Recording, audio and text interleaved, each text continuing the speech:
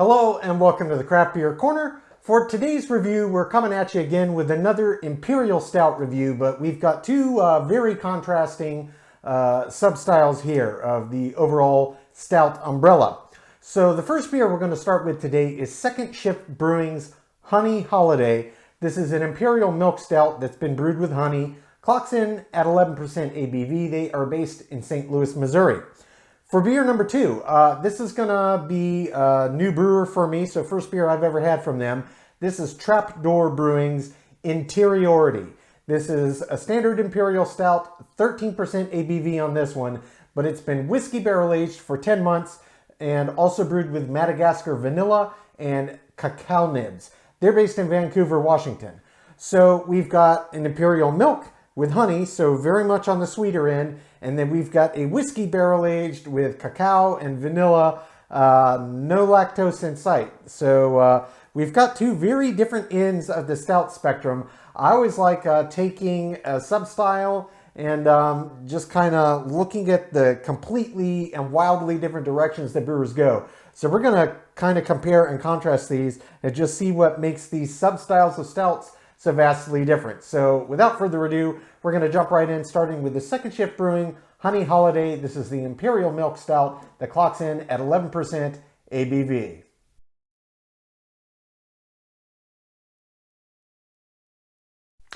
Okay, so jumping right in with the first beer of today's Imperial Stout review, we have got Second Shift Brewing's Honey Holiday. This is an Imperial Milk Stout that's been brewed with honey, clocks in at 11% ABV. The Second Shift is based in St. Louis, Missouri.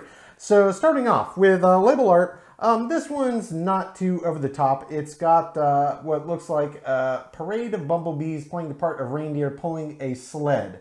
So that's obviously the nod to holiday here, but kind of gets you in the mood thinking about honey with the bees on there, and it's got some yellow. So already mentally I'm thinking honey, honey, honey. So let's get this cracked gently.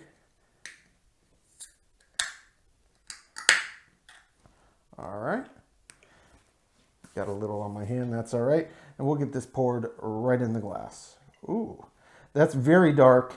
Looks like it's got a decent bit of thickness too. I'm gonna try to be a bit more aggressive down the middle, give it a chance to form a head here. Yeah, that did a pretty decent job. As per usual, I'm sure it would do even better off of a tap at a bar. But let's hold this up.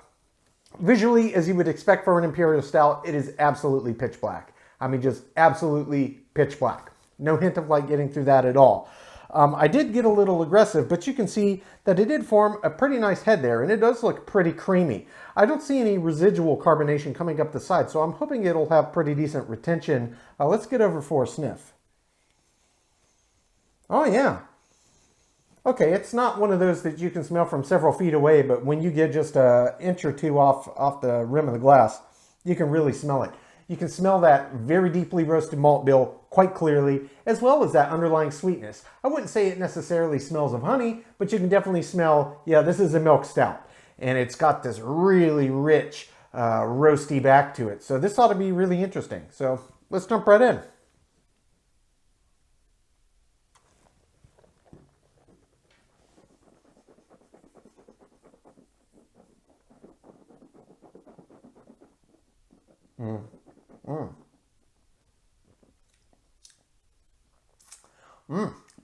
That's a nice beer. Okay, so the thing that jumps out at me the most, albeit a milk stout and brewed with honey, the intensity of this malt bill is so profound that it really is roasty edge dominant.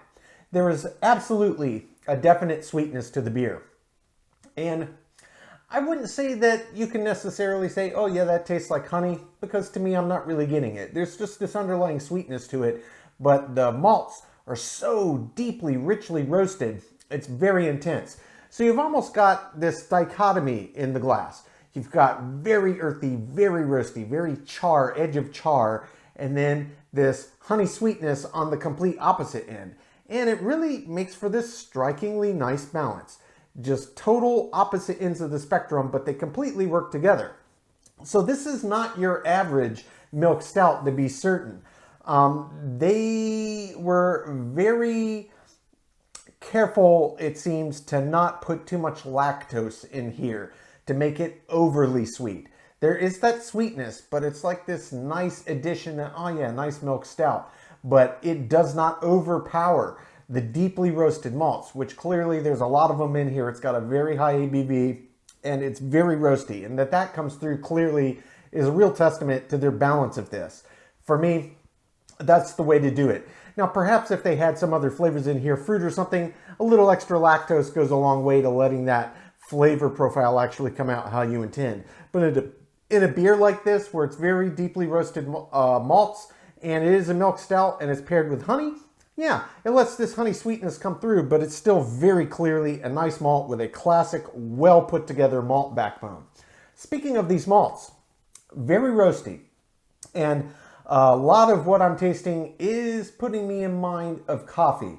It doesn't taste like a coffee stout per se, where it's very clear, oh yeah, wow, that coffee really comes through. But elements of the roasty edge to this malt bill really are presenting some coffee-like flavors that are ribboning through. It's very, very nice. I'm going to jump in for another sip for body and mouthfeel, explore this finish.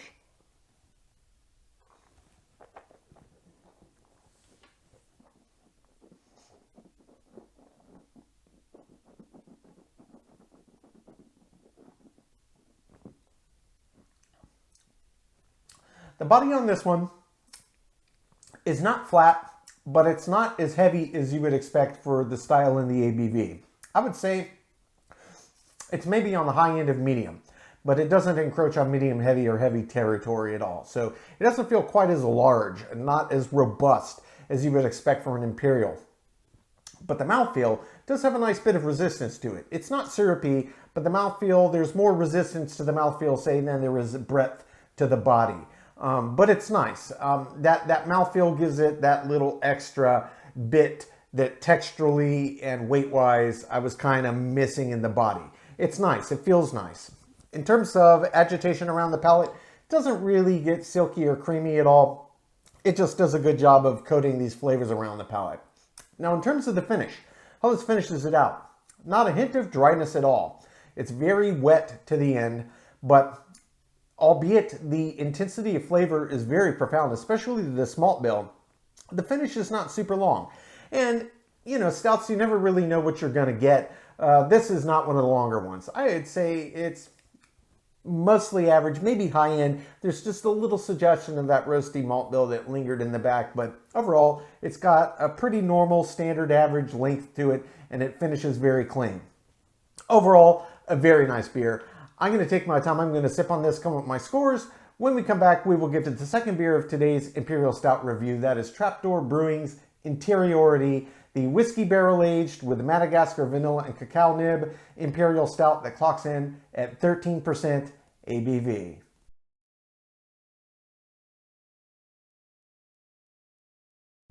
Okay, now we're going to jump into the second beer of today's Imperial Stout review. This is the first beer I've ever had by this brewer, so exciting for me. This is Door Brewing. It's called Interiority. 13% ABV on this one. It's been whiskey barrel aged for 10 months and also brewed with Madagascar vanilla as well as cacao nibs. They're based in Vancouver, Washington. Everything about this sounds really, really good. So in terms of label art, it's got a very clean design, nothing too crazy, but it looks quite nice. And kind of gets me in the mood for a nice, rich, dark beer here. So this does appear to have some wax on it. So yet again, my trusty, sharp tip on my bottle opener, I'm just going to score just like we did and have done multiple times on these wax dip bottles. Just score directly under the edge of the cap, and that'll give you a little groove to be able to get under there since that wax is quite thick. And see if we get on the first try. Yes, indeed we did. So far, working very, very well. This has a very pungent aroma. I can smell it quite clearly from just the bottle with that little tiny neck. So let's get this poured right in. Oh, that is very dark. It's very, very thick. I'm going to need to agitate this pretty well here to give it a chance at forming a head. I did my best, and okay, now there's a little coming in. I agitated enough. It's got super fine. We're talking ridiculously fine. These are some of the finest carbonation bubbles I have seen in a beer in a long time. It's even finer than your average champagne bubble. Super tiny, super tiny. So you can see it did form this nice pillowy, creamy head on top. Visually, absolutely pitch black, as I would expect. And indeed, this aroma is very intense. I can smell it from here. I'm a good 1.5 feet away from that glass, maybe pushing 2 feet. It's got a very pronounced aroma. That bourbon really comes through clearly. So let's get right up over it and see what we discover. Oh, yeah. Oh, absolutely, yeah. I said bourbon, I meant whiskey. I'm not sure if it's bourbon whiskey or just plain whiskey, but it smells fantastic. It really does smell fantastic. That barrel you can really smell very, very clearly. There's a little bit of vanilla you can pick up as well, though that could be coming through from the whiskey itself and not the Madagascar vanilla, but it's a very good, high-quality vanilla, very expensive ingredient with which to brew. I brewed with it myself. If you've ever bought whole Madagascar vanilla bean, it is an expensive ingredient, but it is absolutely worth it. Don't use extract. Use proper vanilla. Nonetheless, let's jump in and give it a sip.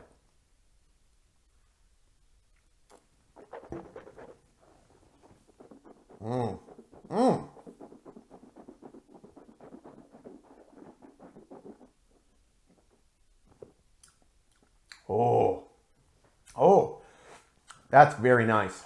That's a big, big, bold beer. Very big indeed. So this beer is very interesting. It's not your average barrel-aged Imperial. Very big, very bold. The whiskey really makes its presence known as soon as you get it in the mouth and agitate around the palate. Once you swallow, it very, very quickly gets out of the way and it is just this huge rush of this deep, dark, rich, roasted malt bill. And then they're kind of balancing evenly out. The chocolate, the cacao nibs, that's very much marrying with the roasty malt bill. So that's really where that flavor is kind of binding. And the vanilla is kind of naturally just coming through, riding out on top. It's mixing a little bit with the whiskey. It's mixing a little bit with the malt bill, but it's kind of hanging out in the middle. So you've got all these nice layers of flavor. They're all very distinct. They all come through quite clearly, albeit on this one, the malt bill is the dominant flavor. No question about it. The whiskey is very much a quick sensory experience, and then it's got like this lingering, haunting quality about it. And same thing with the chocolate and the vanilla are just kind of floating there as accents. But this beer is really all about this malt bill, which really, an Imperial Stout, that's what it is about. It's about that big, rich, bold, intense malt bill. Everything else that they did with this beer is just a nice added bonus. Personally, I'm a big, big fan. I drink a lot of different beers, a lot of barrel-aged, and certainly a lot of stouts. Having one that has a little different kind of interplay is very nice, and it's still absolutely delicious. I'm going to jump in for body and mouthfeel, think on this flavor development a bit more.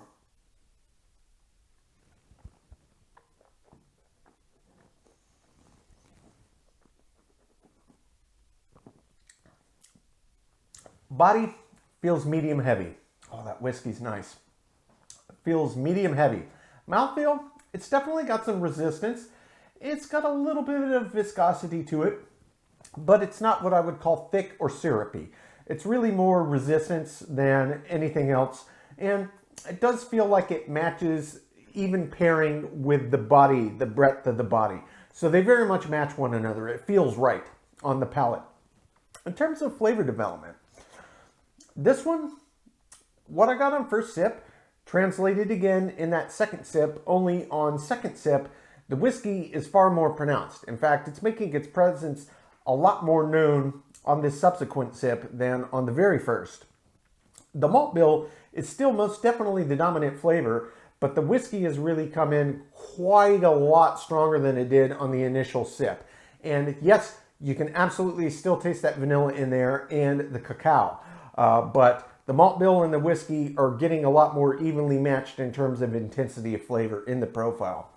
Now, in terms of the length of the finish, this one's longer than average. It's not as long as some.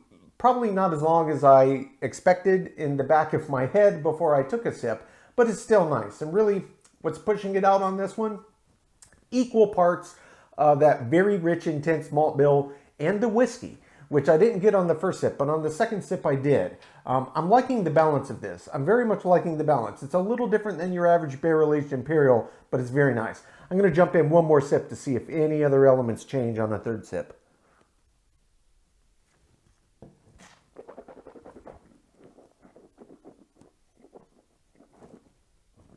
Big whiskey up front. Now a big bite on front as well. Malt bill. Cacao's mixing in there. Vanilla's kind of floating and just mixing. It's just a nice little nuance in there. Yeah, definitely is. So the whiskey is a lot more pronounced than I got on that initial sip. And I think it was really my the way my brain processed what I was tasting. The intensity of this malt bill is so great that it did take the forefront. And it's still very much on the forefront, but that whiskey is not far behind it. Very, very nice beer. Very nice beer indeed. I'm going to take my time, sip on this, come up with my scores. When we come back, we will get both beers ranked from top to bottom.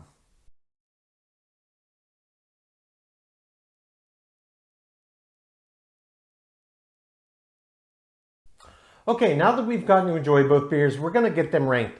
Starting with Second Shift Brewing's Honey Holiday, this was the Imperial Milk Stout of the bunch.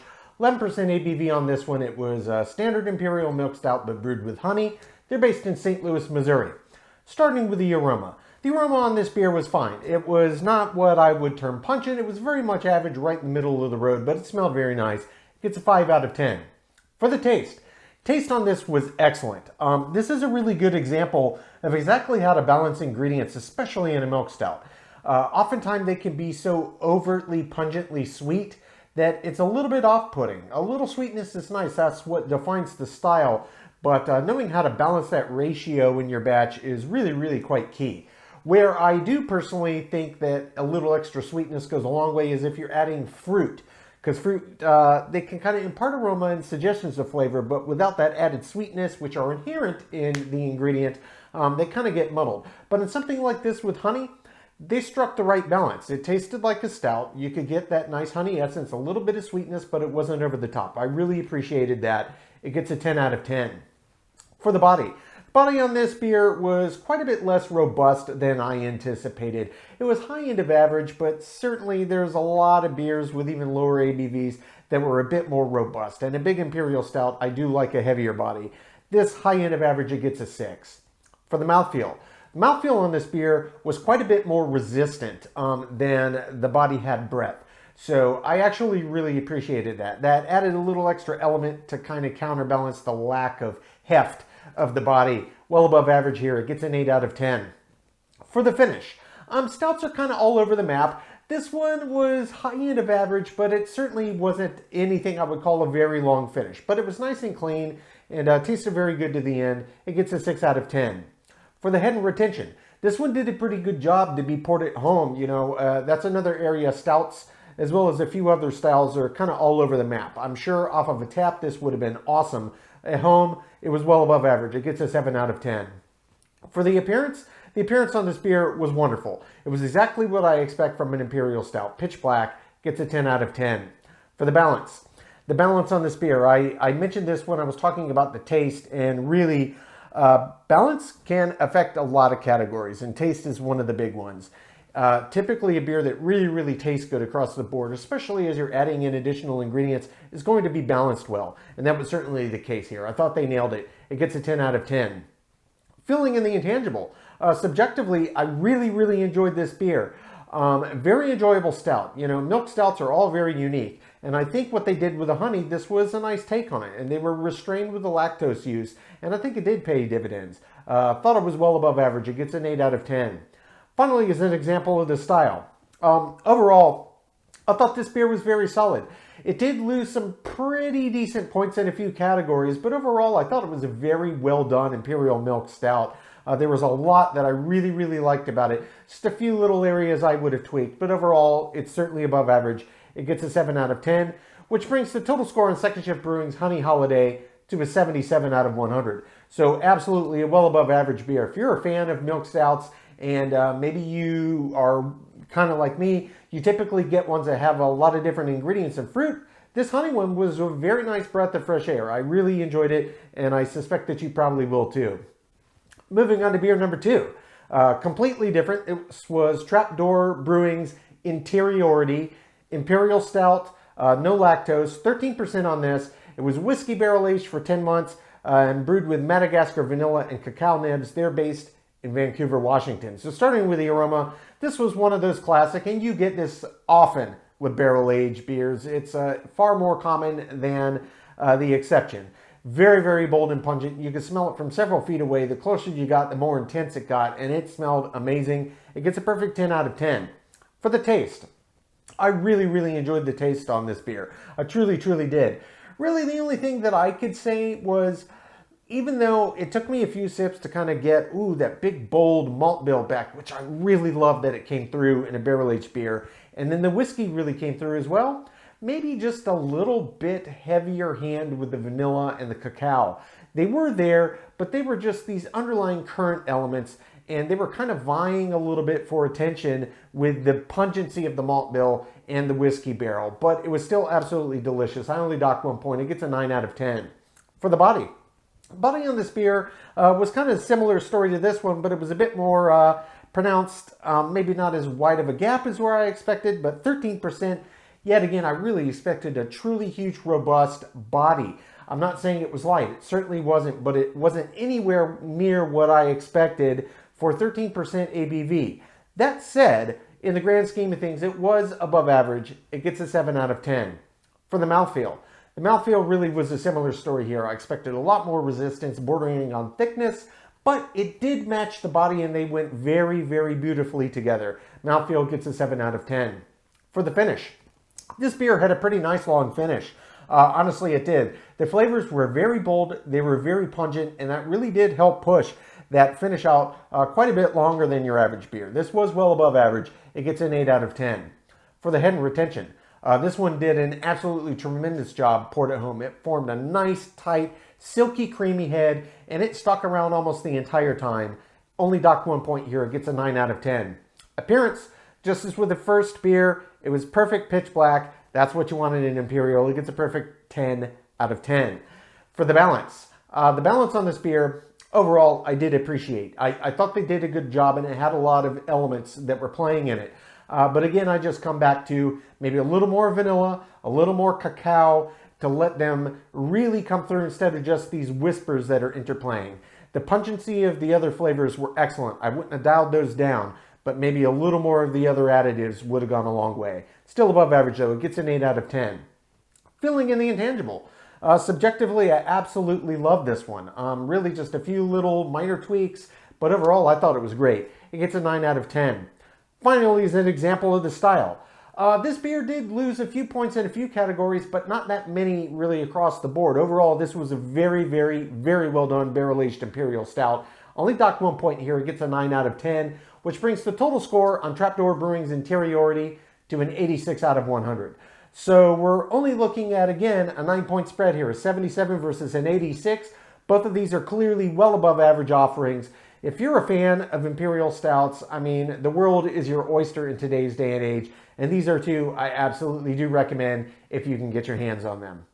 Folks, that's today's review. As always, I do sincerely appreciate you tuning in today. Please don't forget to like, comment, and subscribe. And if you want to stay in the loop when our videos go live to YouTube, you can click the notification bell icon.